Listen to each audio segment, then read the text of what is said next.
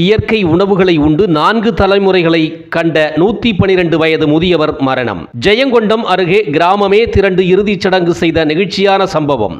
ஜெயங்கொண்டம் அருகே இயற்கை உணவுகளை உண்டு 4 தலைமுறைகளை கடந்து 112 வயது முதியவர் உடல்நலக்குறைவால் மரணமடைந்தார். இவரது இறுதிச் சடங்கை கிராமமே திரண்டு செய்த நெகிழ்ச்சியான சம்பவம் பார்ப்பவர்களின் கண்களில் ஆனந்த கண்ணீரை வரவழைத்துள்ளது.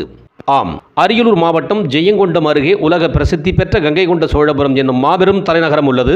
மாமன்னன் ராஜேந்திர சோழன் கங்கை வரை படையெடுத்து கடாரத்தை வென்று அங்கு வெற்றி பெற்றதன் அடையாளமாக கங்கை கொண்ட சோழபுரத்தை தலைநகரமாக கொண்டு மாபெரும் நகரை உருவாக்கினார். இப்படி வரலாற்று சிறப்புமிக்க கங்கை கொண்ட சோழபுரத்தின் அருகில் உள்ள கனக விநாயகர் கோவில் என்னும் சிற்றூரில் பிறந்தவர்தான் இந்த 112 வயது முதியவர் ரத்னசாமி பல்லவராயர். இவர் பல்லவராயர் வம்சத்தில் கடந்த 1913ஆம் ஆண்டில் பிறந்து மனித வாழ்வை தொடங்கினார். இவரது மனைவி கனகாயால் அவருக்கு வயது 90. இவர்களுக்கு 4 மகன்கள் 2 மகள்கள் உள்ளனர். இதில் அனைவர்களுக்கும் திருமணமாகி தற்பொழுது கொள்ளுப்பேரன் வரை பார்த்துவிட்டு 4 தலைமுறைகளை கடந்து கம்பீரமாக வாழ்ந்து வந்தார் முதியவர் ரத்னசாமி. தீவிர விவசாயியான இவர் பண்டைய காலத்தில் நம் தமிழர்கள் கடைபிடித்து வந்த கம்மங்கூழ், கேப்பங்கூழ், பழைய சாதம், கீரை, காய்கறி வகைகள் என தம்முடைய விவசாய நிலத்தில் விளைகின்ற காய்கறி மற்றும் சிறுதானிய பயிர்களை உணவாக கொண்டு வாழ்ந்து வந்தார்.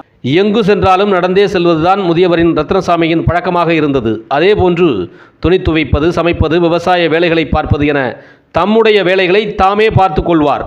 112 வயதை கடந்தும் டீ குடிப்பதற்காக அருகிலுள்ள கங்கை கொண்ட சோழபுரத்திற்கு சுமார் 1 கிலோமீட்டர் தூரம் நடந்தே சென்று பின்னர் வீடு திரும்புவாராம்.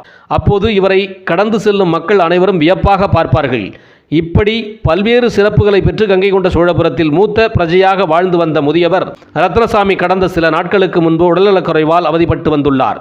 இந்நிலையில் அவர் சிகிச்சை பலனின்றி இன்று பரிதாபமாக உயிரிழந்தார்.